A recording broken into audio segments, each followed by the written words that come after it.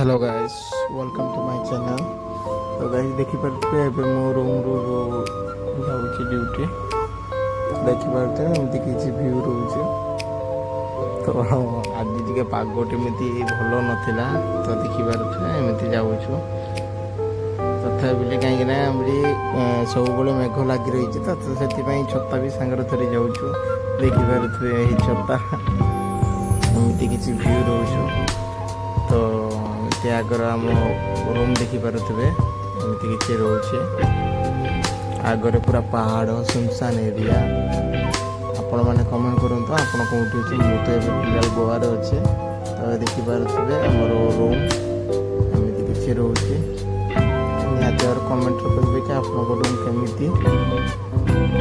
ଦେଖିପାରୁଥିବେ ବାହାରେ ରହିବା କେତେ କଷ୍ଟ। ଏମିତି କିଛି ରୁମ୍ ରହୁଛି, ଏମିତି କିଛି ରହୁଛୁ।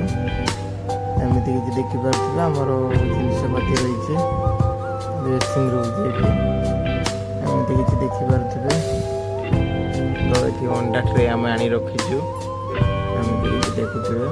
ଆଉ ଦେଖିପାରୁଥିବେ ଏମିତି କିଛି ଆମ ଭ୍ୟୁ ରହୁଛି ଆମର ରୁମ୍ରେ, ଯେଉଁଟାକି ଷ୍ଟାଫ୍ ରୁମ୍। ବାହାରେ ପରିବେଶ ଦେଖିପାରୁଥିବେ କେମିତି। ତ ଆପଣମାନେ ନିହାତି ଭାବରେ କମେଣ୍ଟରେ ଜଣାଇବେ କେମିତି ଲାଗିଲା ଭିଡ଼ିଓ। ଏମିତି କିଛି ଦେଖିପାରୁଥିବେ। ଏବେ ତ ଲାଗୁଛି ମେଘ ହବ ଟିକେ ପରେ।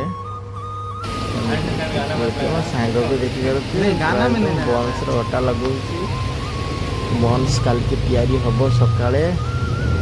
ଆଜି ରାତିରେ ଅଟା ଲଗେଇକି ରଖିବୁ, କାଲି ସକାଳେ ତିଆରି ହବ। ଦେଖିପାରୁଥିବେ ତାଙ୍କ ହଂସ ପୁରା ଛନ ଛନ। ଏମିତି କିଛି ଯେ ବନ୍ସର ଅଟା ଲଗେଇକି ଦେଖିପାରୁଥିବେ। ମୋର ଟିକେ ଆସିବାକୁ ଲେଟ୍ ହେଲା, ତ ଭିଡ଼ିଓ କରିପାରିଲିନି, ସରି। ଆଉ ମୋ ସେଟଅପ୍ ଦେଖିପାରୁଥିବେ ଚାଇନିଜ୍ ଇଣ୍ଡିଆନର ଏମିତି କିଛି।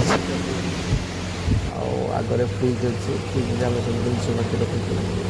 ଏମିତି କିଛି ରହୁଛି। ଦେଖିପାରୁଥିବେ ଏଠି ବାସମତି ରାଇସ୍ ଆଉ ଫ୍ରିଜ୍ ମୁଁ ଖୋଲିକି ରଖିଛି। ତଳେ ଦେଖିପାରୁଥିବେ ସସ୍ ଗୁଡ଼ାକ ଅଛି, ଯେଉଁଟାକି ଚାଇନିଜ୍ ସସ୍। ଏଠି ଆଗରେ ଚାଇନିଜ୍ କଡ଼ା। ତ ଚାଲନ୍ତୁ, ଭିଡ଼ିଓଟି ଭଲ ଲାଗିଲେ ନିହାତି ଭାବରେ